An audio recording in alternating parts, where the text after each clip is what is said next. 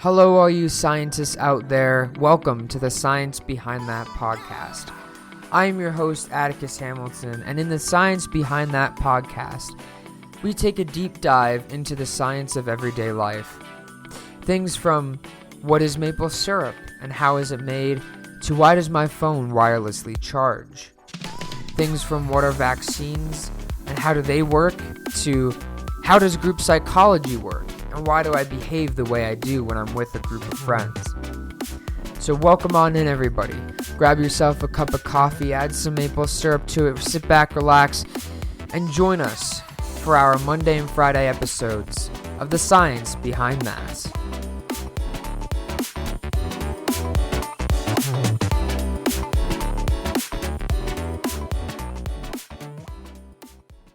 All you scientists out there, and welcome back to the Science Behind That podcast. I'm your host, Atticus Hamilton, and on today's episode, we are going to be talking essentially about the reason why I was gone for 3 episodes. The reason I was gone for 3 episodes was because I was studying for my midterm exams, which are today. So, hopefully those go well, but how can they not? It is a beautiful Friday morning here where I live. So let's get right into it. So today we are going to be discussing the science of learning. And you know what? Before we get into something that you guys can learn about, grab yourself a cup of coffee, add a little maple syrup in it, and let's sit right down for today's episode. So I think a lot of people think that learning is, as simple as you read something new and then something happens in your brain and you form synapses and you now know that material. But the process of learning itself is actually quite complex.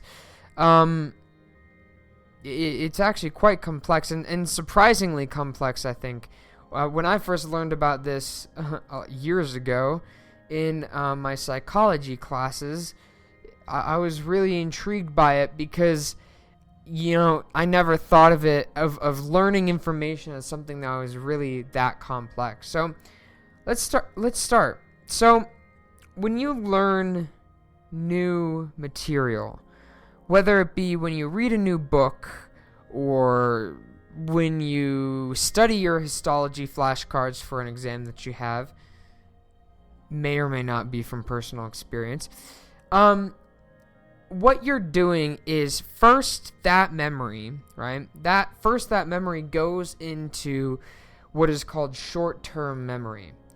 And I know a lot of people say, I have short-term memory loss, or I can't remember that. Technically speaking, it is not short-term memory loss. It is an inability to translate short-term memory from long-term memory. So the way this works is short-term memory lasts on average between 30 seconds to a minute. And the way this works is we learn something, we read something, right? And that information is stored in short-term memory. And it stays there for about 30 seconds to a minute until we try and recall it, right? Now, when we recall it, that moves from short-term memory to long-term memory. So just after that 30 seconds of storing it, it moves to long-term memory. But the process of learning doesn't stop there, right? If it did, that would be amazing. If all we had to do would be read something once and then stop and we know that material, that would be amazing. But unfortunately, it doesn't work like that. So the memory moves from the short-term memory into the long-term memory, where it is stored in the form of electrochemical gradients between neurons. And so how does this work then from a neuronal level, right? Well, from a neuronal level, so when you're reading something, you have a visual input, and that visual input goes to your occipital cortex in the back of the brain for visual processing, okay? that visual information is processed into data, and from that, your brain determines where does it need to go in the brain. Does it need to go for more complex processing, i.e., are you reading something and does meaning need to be driven out of it? Or are you seeing a dangerous animal? Do you need to run? Once it's processed in the occipital cortex, in the instance of this example, reading a new book, reading a new textbook, we'll say, that information then moves from the occipital cortex to generally the frontal lobe region of the brain for complex higher up processing. And that's where the fun starts.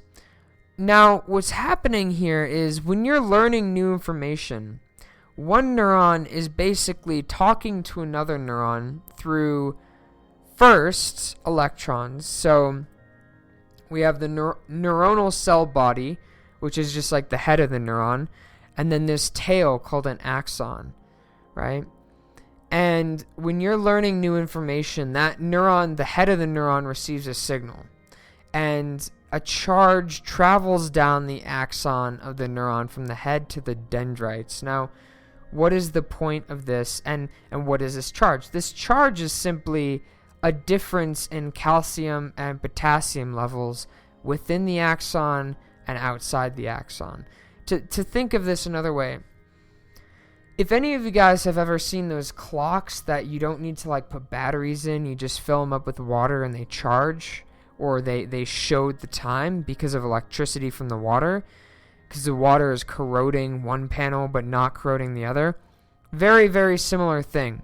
You're just moving ions, in this case calcium and calcium and potassium, inside and outside of the axon, or of the tail of the neuron. And that creates what is called a chemical gradient. Basically, it's just there's a different concentration of calcium on the inside to the outside. Wow. That's that's basically a chemical gradient. And so that travels down to the end of the neuron, to the end of the tail there. And once that chemical gradient gets to the end, using what are called electrons, which I'm sure a lot of you guys know what electrons are, but if you don't, they orbit around atoms and they are the key component of electricity. Using electrons, what happens is those electrons bind to certain things in the tail of the neuron, causing a release of chemicals called neurotransmitters. Now, where do these neurotransmitters go, you may ask? Well, the way neurons are arranged in neuronal tissue is you have one head of a neuron very close to the tail of another neuron. And the gap between the head and the tail is essentially called the synaptic gap, or synaptic junction. And that is where those neurotransmitters are released. But what does that do, right? What that does is that is essentially the same thing as if you are connecting a computer to your Wi-Fi wirelessly. You're telling your Wi-Fi that that computer is there, but you're not physically connecting it, right? So when you use your computer, then any data you transmit on it goes through your router wirelessly, but your router knows it's there. And you're doing the exact same thing with the neurons in your head, except you're doing it chemically. And so what's happening is when you're reading new information, all of this is happening very, very fast, and you're forming essentially wireless connections between two neurons in your head, or more than two neurons in your brain, that the next time you see that information, they can release those neurotransmitters from one to the other much quicker, thereby allowing you to remember that information. And so then where does the whole, recall thing come from? Well, like, for example, why is it that if we practice information, we remember it better? There is a lot of discussion as to why this is, but most likely it's just because you are exercising that connection between those two neurons. So the more you exercise it, the faster it can occur. Just, it's the exact same thing as if you're playing a video game and you're trying to get better at playing the video game. The more you play the video game, the better you'll get. It's the exact same thing.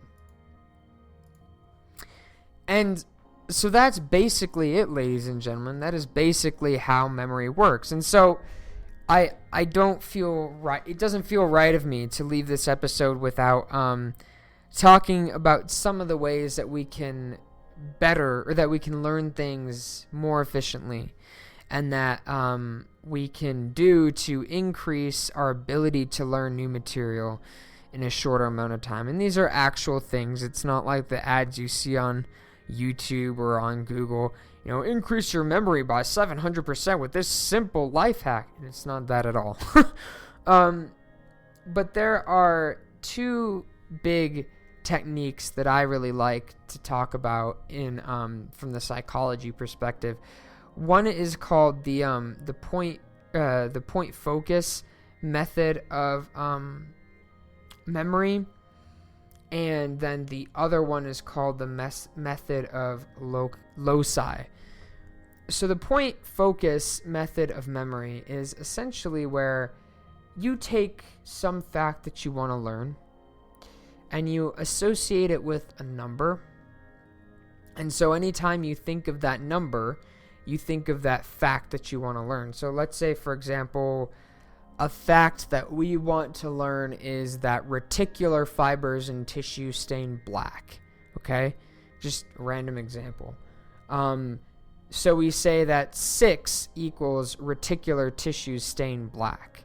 And then so what you do is every time you say that, you add the 6 in front of it. So then when you're doing your exam or your test or whatever you're doing this for, all you have to do in your head is think of the number 6, and then you're like, oh, reticular fibers stained black. My personal favorite of memory, and then there's one other we can talk about really quick about numbers, which is actually kind of interesting. My favorite method of memory, or method of learning new material, is called the method of loci, and it's really interesting. So it's, let's say, so you take a building that you're very, very familiar with, okay? You write down what you want to know, all the things that you want to know on pieces of paper, or flashcards, right? Glucose is C6H12O6. Meteorology means a weatherman. Their lasers are concentrated beams of photons, whatever it is, right? And you leave it in places around that location that you know really, really well. So let's say it's a parking garage. Maybe you tape on a piece, or on a note card above the elevator button, glucose is C6H12O6. That way, or then in your head, all you have to do is you think about walking through that building. But every time you think about walking through that building, you add those terms, that thing that you want to remember, you add that in that position in your mind when you're walking through it. So eventually, you don't even need to walk through it. You can just say elevator, oh, C6H12O6 is glucose. That's the method of loci. And I really like that one. It actually works really well for me. I've used it like in immunology. It actually works really, really well. I recommend all of you guys try it. Just see what happens. And then the last one, of course, is mainly for numbers, but it's called the method, or the chunking method, or the method of chunking. And all that is that humans remember things better in sets of 3. We remember things a lot better in sets of 3. So if you have a long string of numbers, whatever it is, right?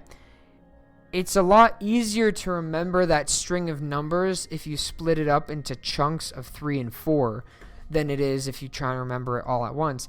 And that's just because our brains like patterns, and they love sets of 3 for whatever reason.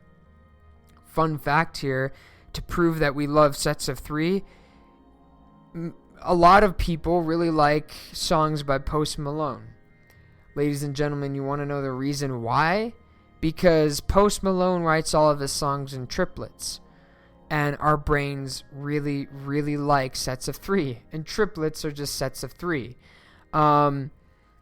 Another example is, I think, when everybody remembers their social security number, they split it up in sets of 3 and 4, right? You remember it better if you do that.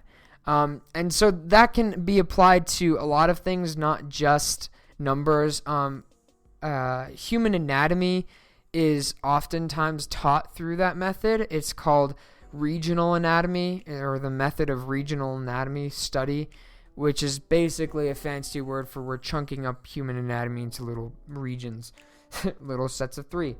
And so, ladies and gentlemen, thank you very much for listening to today's episode. Again, I'm sorry about not posting the last couple of days. I have been studying for my midterms, which I'm taking today, so that should go well, hopefully, knock on wood. Ladies and gentlemen, thank you very much, and as always, if you ever have questions or suggestions or comments about the show, never be afraid to shoot me an email at thesciencebt@gmail.com. And without further ado, ladies and gentlemen, have a beautiful Friday morning. I will see you guys all in the next one, and remember, as always, stand up and question everything.